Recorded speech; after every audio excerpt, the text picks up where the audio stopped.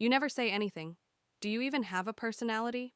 That's what she said to me right there, in her own apartment, the apartment I moved into, thinking it was just temporary.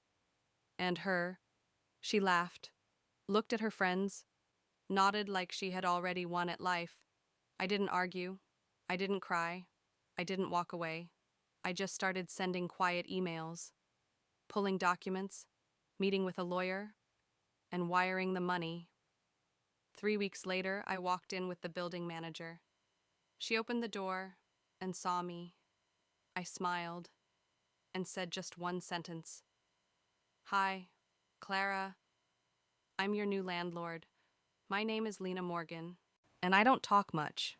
Not because I can't, not because I'm scared, but because I learned early people listen more when you speak less. I lived in Brooklyn, New York, worked as a freelance editor, mostly from home. I liked clean spaces, slow mornings, and quiet evenings filled with old jazz and cheap wine. After my breakup last year, I didn't want to stay in the same apartment filled with memories of him. So when Clara, an old college acquaintance from NYU, offered me a room in her apartment, I said yes. She said she needed someone calm, quiet, low maintenance. You're exactly what I need right now, Lena, she told me, smiling. Just peace and a bit of rent. I moved in within a week. Clara's apartment was beautiful. Exposed brick, high ceilings, the kind of aesthetic that belonged on a Pinterest board. It wasn't massive, but it had character. She had character. At first, it felt nice, warm, balanced. I stayed out of her way, cleaned after myself, paid my share of rent, early. I even left the kitchen spotless after every meal. She started calling me her dream roommate. She'd bring friends over sometimes, throw small wine nights, always dressed like she was expecting a camera crew to film an episode of Real Housewives, and every time someone complimented the apartment, she'd smile wide and say, "Yeah, and I've got the world's quietest roommate. She's like invisible. I love it." They laughed, I smiled, and said nothing, because I thought maybe she meant it kindly. Maybe she didn't realize how that sounded. But kindness has a shelf life, and silence eventually turns into erasure. It started small. She'd host dinner parties without telling me. Loud guests staying till 1 a.m.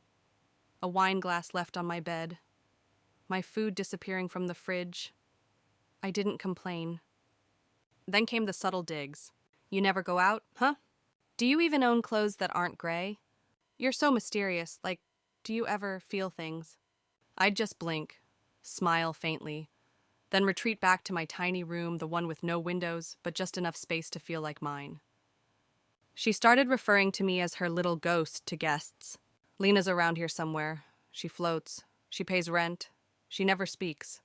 Everyone thought it was funny. I didn't, but I said nothing. Because I wasn't ready yet. Not to fight. Not to leave. Just observe. Then came that night. She threw a birthday party for herself. A big one. Music loud enough to rattle the walls. People I'd never met spilling drinks on rugs and tossing purses on the counter like they owned the place. I stayed in my room, but at some point I had to pee. So I came out, quietly, careful not to interrupt. That's when I heard her voice, clear, loud, echoing across the room. "Oh, and Lena. She barely speaks. I keep her around 'cause silence makes me look successful." They laughed, a few even clapped. I stood there half hidden in the hallway, just out of sight watching Clara bask in attention. Something cracked inside me. Not anger, not sadness, just this deep, cold realization. I live in a space where I'm useful only if I stay invisible. I walked back to my room, closed the door, and this time I didn't just stay silent. I started planning. She had once mentioned her mother owned the apartment, that Clara was just renting it on her behalf. I remembered it because she'd said it so dismissively. It's technically Mom's, but whatever. It's mine for now. What she didn't know was that I listen to everything. And I never forget details like that. That night, I opened my laptop, looked up the county's real estate registry, then the property manager, then the attorney linked to the trust that owned the unit. And that's when I saw it. The unit was up for private sale, not listed online, not public, just open for internal inquiries from approved parties. I emailed, introduced myself under my LLC, Told them I'd been referred through a friend who owned a unit in the same building. The next morning, I had a call booked. The offer window 1 week. First come, first serve. I had the funds, I had the silence, and most importantly, I had motive. Clara didn't even notice I'd stopped speaking entirely after that party. Didn't realize I stopped washing dishes, stopped folding blankets on the couch, stopped leaving my door open. I became what she always said I was invisible. And while she laughed, partied, bragged to her followers about her minimalist lifestyle and perfect aesthetics, I was buying her apartment. Quietly, carefully, completely. And when the deal closed 3 weeks later, I didn't tell her. Not yet. I wanted her to feel what I felt. Unseen, unheard, unimportant. Until the knock came, and everything flipped. But that's for later. There's a moment right before someone realizes they've made a mistake when their whole face freezes. It's not fear. Not yet. It's confusion. Like their mind is buffering. That was the look Clara gave me. But I'll get to that, because before the knock on her door came, 1,000 things had to fall in place. And I made sure they did quietly. I knew better than to rush a reveal. Silence, when used well, is a symphony. After I found out the apartment was available, I didn't just call the lawyer and sign papers blindly. No. I wanted this done right. My LLC, Morgan and Rue Holdings, was already set up for another freelance project I'd paused months ago. I used that to draft a formal offer. All communications went through a Gmail alias. No mention of me personally, just a professional buyer, low risk, no financing issues. They were thrilled. Clara's mother, apparently, had been trying to offload the property discreetly before downsizing to Florida. Clara didn't know. Or maybe she did, but assumed no one would swoop in that fast. Either way, within 5 business days, we had a preliminary acceptance. During those 5 days, Clara was busy planning another party, a brunch and brand collab with a local skincare company she was desperate to impress. She asked me without eye contact, of course, if I could not wear anything too depressing that day. I nodded. Then I emailed the escrow manager. The apartment was going to cost me just under $900,000. Pricey. Yes, but I had savings, inheritance, investments I'd cashed out just in time. Clara thought I lived paycheck to paycheck because I didn't flaunt, didn't wear labels, didn't overshare. She had no idea I was sitting on enough capital to buy not just her home, but her comfort zone. The morning the documents came through, I made myself tea, jasmine, no sugar, sat in the kitchen she'd recently told me was too small for more than one personality. I smiled, and I signed. The final papers were couriered that afternoon. 3 days later, I received an envelope with the title deed. The deed had one name, mine. Still, I said nothing, because the timing had to be perfect. The brunch event was scheduled for Saturday. Clara had spent the entire week reorganizing furniture, yelling at delivery drivers, and screaming into her phone about custom matcha cupcakes. I watched from my doorframe, listened, waited. She asked me if I could leave during the event. You don't vibe with this scene, babe. I'll Venmo you for a coffee run or something. I agreed, and left that morning dressed in soft beige slacks, a tailored coat, and a clean blowout. Not the Lena she remembered. But then again, she never really knew me. I didn't get coffee. I went straight to the building's main office, met with property management, and handed them a copy of the new deed. They looked stunned. Then they smiled. Then they scheduled the visit. We walked together back to the apartment at 1:10 p.m. mid-brunch. Clara opened the door with a champagne flute in hand, ring light behind her, voice mid-sentence. And that's why being intentional with your space is so empowering. Her eyes hit the building manager, then me, then the document folder. Is something wrong? She asked, with a nervous laugh. The manager cleared his throat. We're here to confirm some updates. The property has officially transferred to a new owner, Miss Lena Morgan. The room went silent. Even the ring light seemed to dim.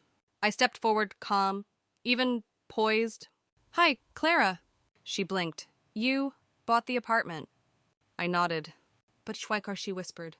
Because you said I never say anything? Her guests watched, some filming, some frozen. You can finish your brunch. I said softly. You have 30 days to vacate, per lease terms. I'll email you the paperwork tonight. She opened her mouth, closed it, tried again. Nothing came out. Now she was the silent one. I turned and walked toward my old room. The one with no windows. I opened the door, glanced at the bare walls, then back at her.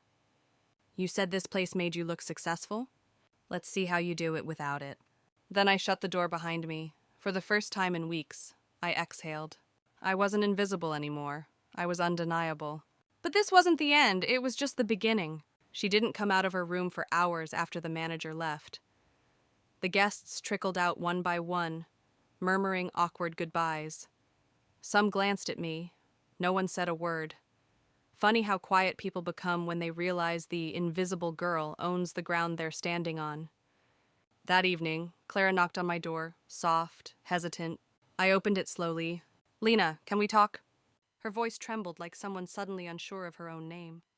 I stepped aside, let her in, sat across from her on the edge of the bed.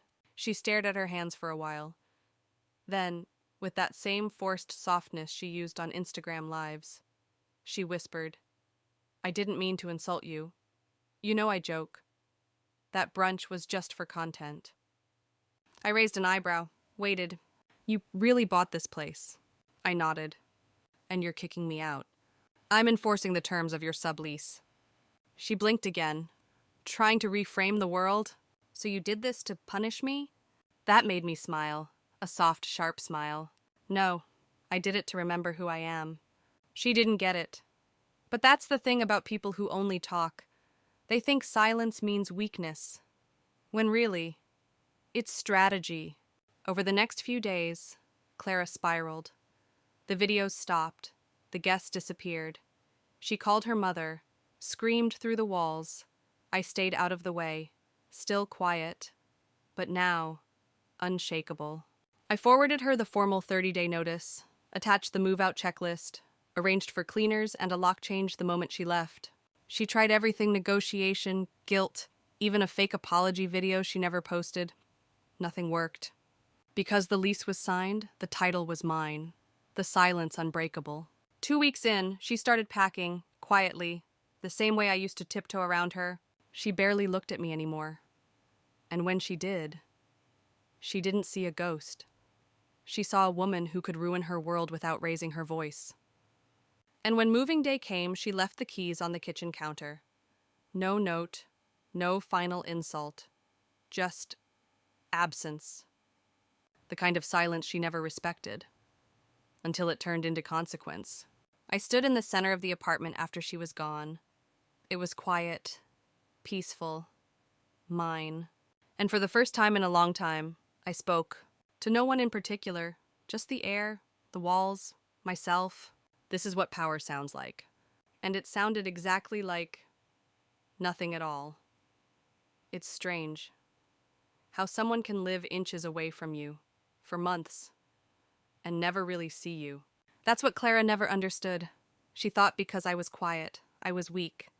Because I didn't interrupt, I didn't notice. Because I kept to myself. I had nothing going on. But the truth, people like me don't speak because we're scared. We stay silent because we're studying, and I had studied her for months. I knew her rhythms, her vanity, the way she used words like weapons wrapped in glitter. I also knew how deeply she feared being irrelevant. So when she left the apartment, dragging 3 oversized suitcases and a dying fiddle leaf fig she refused to abandon, I didn't wave. I simply locked the door behind her. The keys were cold in my palm, but I was steady. For a week, I didn't do anything. Didn't rearrange furniture. Didn't invite anyone over. Didn't celebrate. I let the silence soak the walls. Let it wash away her perfume, her shouting, her curated chaos. Only after 7 days did I begin to move. It started with the smallest thing, removing her signature framed quote in the hallway. Speak up or fade out. I replaced it with an empty canvas, because sometimes nothing says everything. Then came the rest. The glassware she only used for show donated. The influencer lighting rig, packed and stored. The rug she spilled red wine on and never cleaned, gone. And then my room. The windowless box where I'd once curled into shadows became my studio. I painted the walls sage green, set up my desk beneath a wall of soundproofing tiles, hung a print above it that read, "Quiet is a language." Because it is.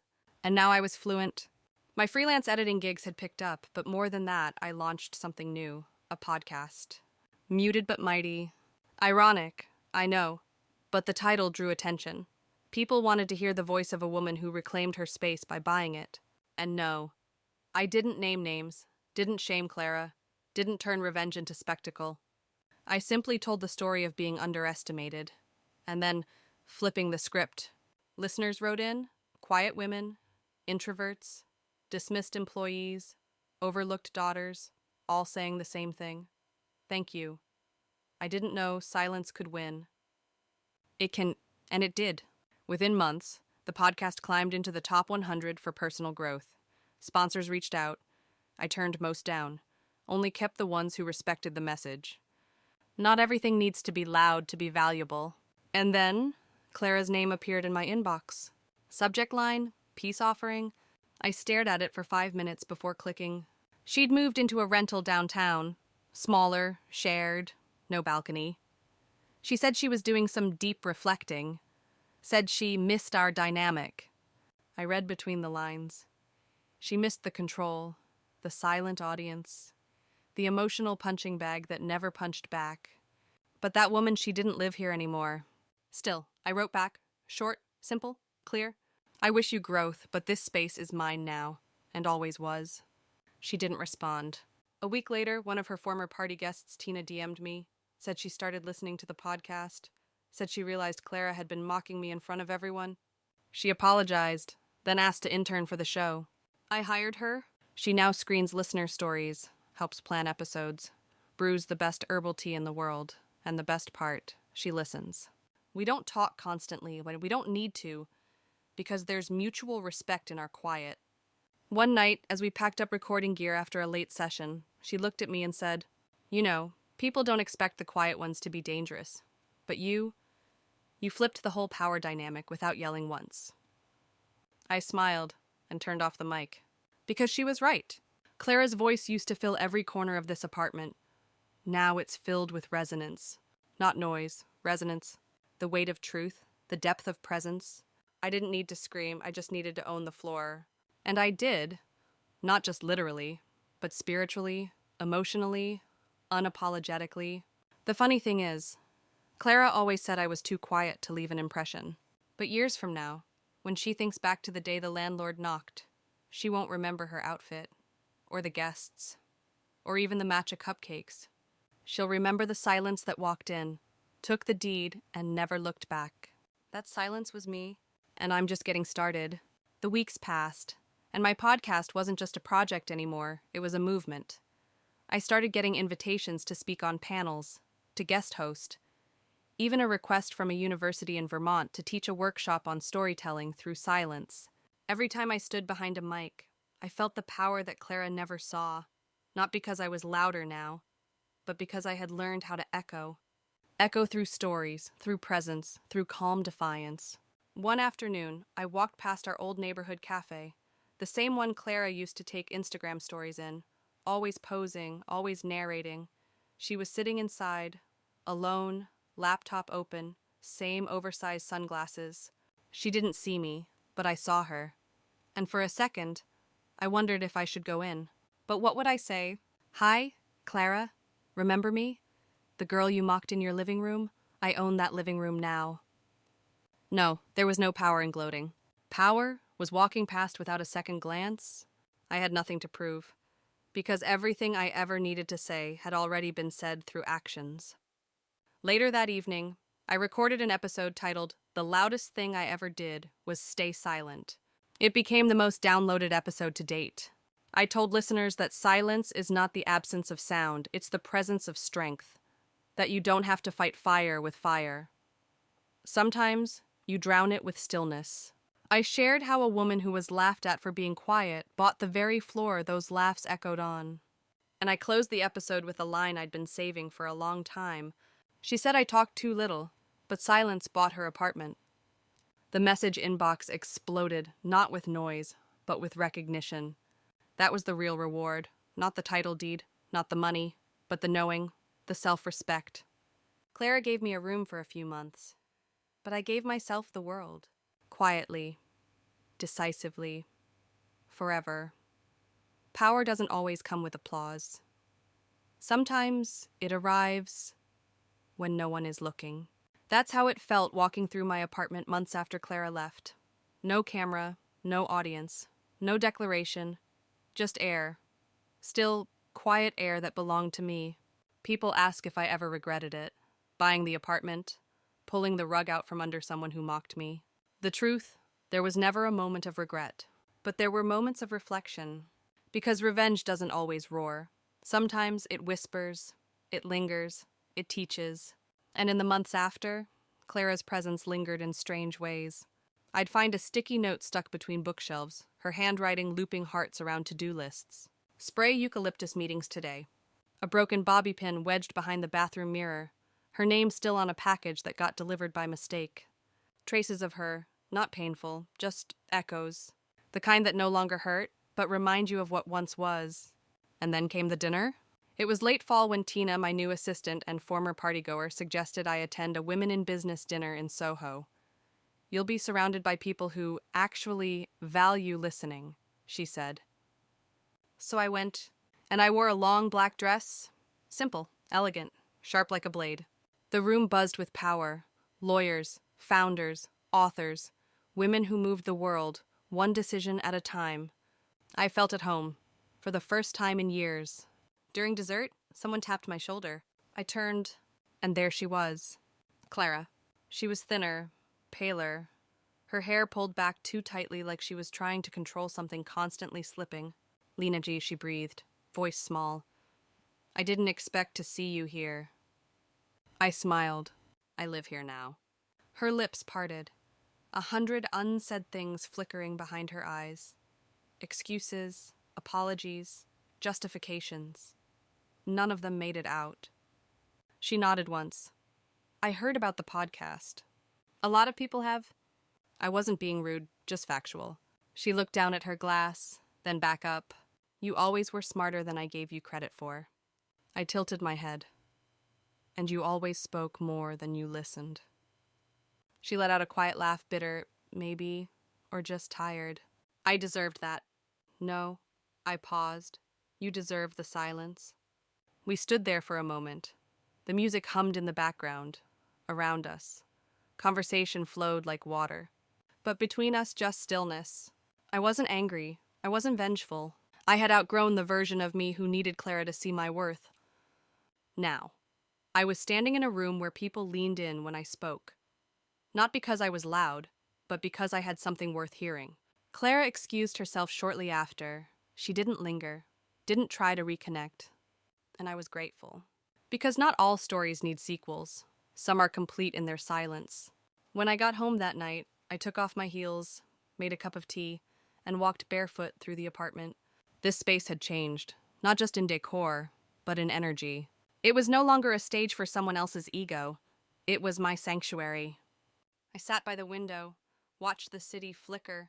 Then I opened my laptop and began to write. A new episode, this time not about revenge, not even about silence, but about transformation. Sometimes the best closure isn't confrontation, it's evolution. Not a final word, but a better chapter. And I meant it, every syllable. Because the real victory wasn't that Clara moved out. It was that I moved forward, past the noise, past the need to prove, past the shadows I once called home, and into something bright, quiet, powerful, something that sounded exactly like me. But even as I closed the laptop, I knew this wasn't the end. Not of the story, not of the journey. It was simply the silence before the next beginning. And this time I wouldn't just own the apartment. I'd own everything beyond it. In my way, in my rhythm, in my voice. And that voice, no matter how soft, would never be ignored again. The following morning, I woke up before the sun. The city was still sleeping. No honking. No notifications. Just breath. I wrapped myself in a wool cardigan, brewed a single cup of coffee, and walked to the same balcony Clara once posed on. She used to call it her content corner.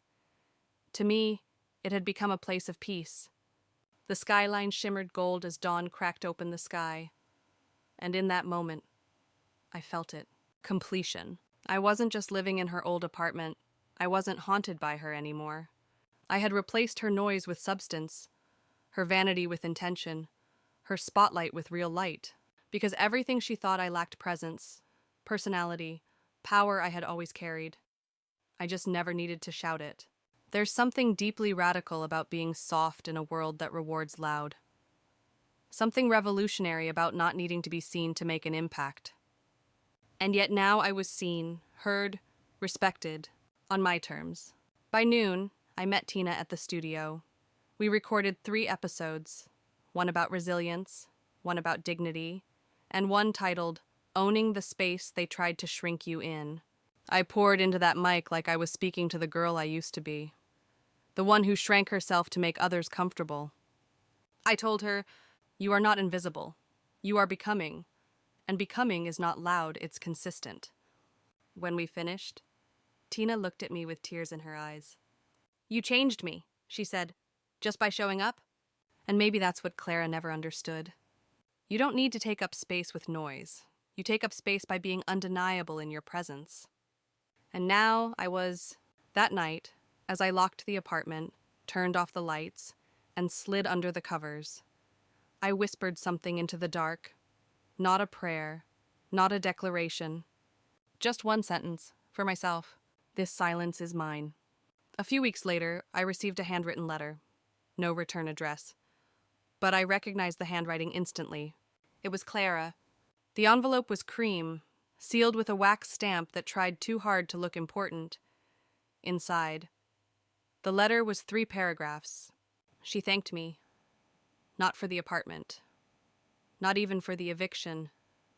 But for teaching her what silence can feel like when it's aimed right at you. You didn't humiliate me. You held a mirror up. And for the first time, I looked. I folded the letter and placed it inside a drawer, not out of sentimentality, but respect. Because growth, when it finally arrives, deserves to be acknowledged even if late. That evening, I sat in front of the mic again, recorded a new episode called Not All Ghosts Haunt You, Some Remind You. And I told my listeners, the people who dismiss you, underestimate you, mock your quiet, sometimes they circle back, not for forgiveness, but for understanding. That doesn't mean you owe them anything, but it does mean you've left an echo, and that echo, it was mine. Finally, when people talk about legacy, they usually mean money, or buildings with their names on plaques. Maybe a scholarship, a book, a business. But for me, legacy began the moment I stopped explaining myself. The moment I let silence speak louder than rage. Months after Clara left, the apartment evolved from a quiet haven into a full-fledged studio. We knocked out one wall, reinforced acoustics, turned the second bedroom into a guest suite for collaborators. Muted but Mighty went from a podcast to a platform. We started hosting intimate salons, live recordings with small groups, open dialogue, real voices, no filters, no scripts, just stories. People flew in from out of state to attend. Some sat silently the whole session, trembling, until the very end, and then they'd stand, speak, cry. I've never said that out loud before. That line became a theme. Because I wasn't just creating content, like I was building a sanctuary for the overlooked, the silenced, the underestimated. And I did it without ever raising my voice. At one salon, a woman named Maribel stood up, late 40s, wore a gray hoodie like it was armor. She said, I was told for 20 years that my job was to support, not lead, that I was the background glue, until I listened to this podcast and realized I've been the structure all along. Applause erupted. Maribel cried, I did too.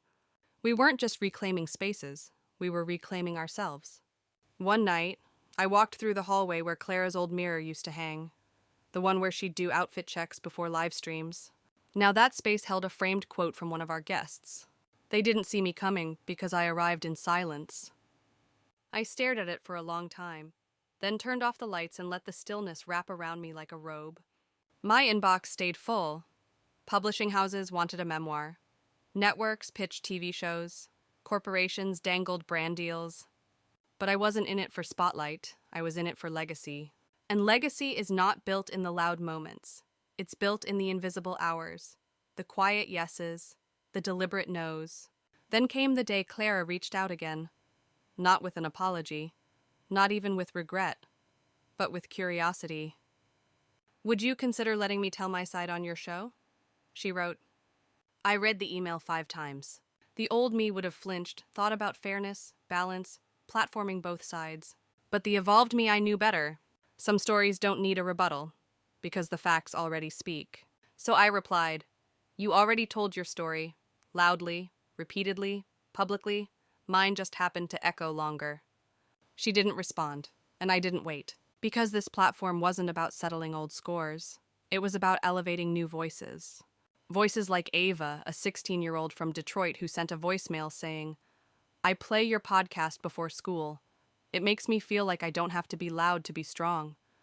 Or Josephine, a retired teacher from Houston who said, "At 68, I've finally found peace with being soft." These were the voices I created not for the Claras of the world, but for the ones they stepped on. Our next big leap was a book. Tina helped me outline it over peppermint tea one December night. We named it Still Here. How Silence Built My Empire. Pre-orders sold out in 72 hours. We added chapters with listener testimonies, made sure every page wasn't about me, but about us. Because power multiplies when it's shared. I began ending every episode with the same phrase, "You don't have to be loud to be legendary." And it stuck. People started tagging it, tattooing it, quoting it in meetings. One morning, while walking past Union Square, I saw it graffitied on a mural wall, "Legendary Loud." And I stopped, stared, let tears rise quietly. Because it hit me. This isn't revenge anymore, it's ripple. I had become the very thing I was told I'd never be. A force, not through confrontation, but through consistency, through ownership, through choosing who I let speak in my space. And that's what this apartment represented now, not just a home, but proof. Proof that you can lose the argument and still win the war. Proof that quiet doesn't mean weak, it means focused. Proof that you don't have to scream to be heard. And that's the legacy I leave behind. One breathless listener at a time, one unspoken sentence at a time, one silent empire that brick by brick. Weeks later, we hosted our biggest live salon yet. 100 women, 1 mic, no script. The venue was a converted warehouse in Dumbo brick walls, high ceilings, fairy lights strung like constellations. The theme that night was occupying space without apology. I wore black, always black, not to blend in, but to sharpen everything else, my voice, my eyes, my presence. We began with a circle. No one sat higher, no stage, just stories. One by one, women stood up.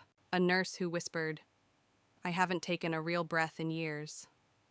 A mother of 3 who said, "I stopped writing poetry when my ex told me no one cares what I think." A college freshman who cried as she admitted, "I didn't know being quiet could be powerful until I heard you." And when they were done, we didn't clap. We placed our hands over our hearts, in reverence, in recognition. When it was my turn to speak, I didn't prepare notes. I looked at the room, breathed in, and began. There was once a girl who was told she was boring. That silence meant lack. That stillness meant failure. That quiet meant invisible. But silence is the echo of knowing. Stillness is the pause before power. And quiet is the sound of legacy building itself. The room held its breath. We are not background characters. We are the framework, the foundation, the force. When I finished, there were no screams, just one long, thunderous moment of shared silence. And that's when I knew this wasn't about me anymore. This was a movement, a monument made of soft voices. Later that night, alone in the apartment I once had to tiptoe through, I lit a candle, wrote in my journal. She said I talked too little, but what she never understood is that I was building an entire world in the quiet. And now that world had a name, a home, and a voice that didn't need to shout to be remembered. This was my legacy, and I had built it silently, deliberately, completely.